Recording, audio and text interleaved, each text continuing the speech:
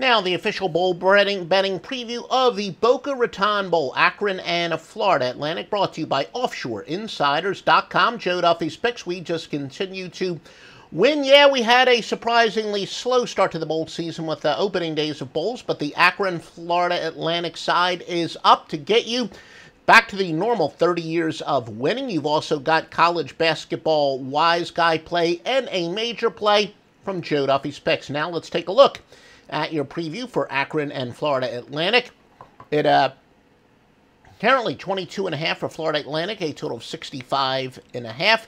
Line to open up at 17 and 61.5. Florida Atlantic, the best against the spread team in the country, covering by an average of 11.5 points per game. They are 9-4 against the spread. Remember, some of you will call the against the spread margin the sweat barometer, same thing. The favorite, though, 15-3 when the Conference USA plays the MAC in the bowls. That would benefit Florida Atlantic. Akron running back Thomas Woodson is suspended. 1,777 yards passing. The quarterback, I think I may have said running back, 1,777 yard passing, 14 touchdowns, 9 interceptions. Career, though, nearly 7,000 yards passing. If he hadn't been suspended, he probably would have passed it in this game. 53 touchdowns. This is a home game for Florida Atlantic, while Akron is traveling over 1,000 miles. The home teams generally do very good in the bowls when laying a touchdown or more, just 4-7. Including 1-3 when laying double digits. This is the biggest line in the history of our database, though, for a bowl game. MAC double-digit dogs, unfortunately, just 1-9 all-time in the bowl, so that would benefit Florida Atlantic. Of course, weather will not be an issue, wind, etc. Less than a normal consensus, folks, that we usually see. As you know, the public loves betting both the over and on favorites, but a little bit less than we normally do get for that. In fact, a slight lean towards the underdog when you grade it on a scale. Yes, most of the bets are on Florida Atlantic, but again, less than the normal for a favorite. But of course, the line has gone up.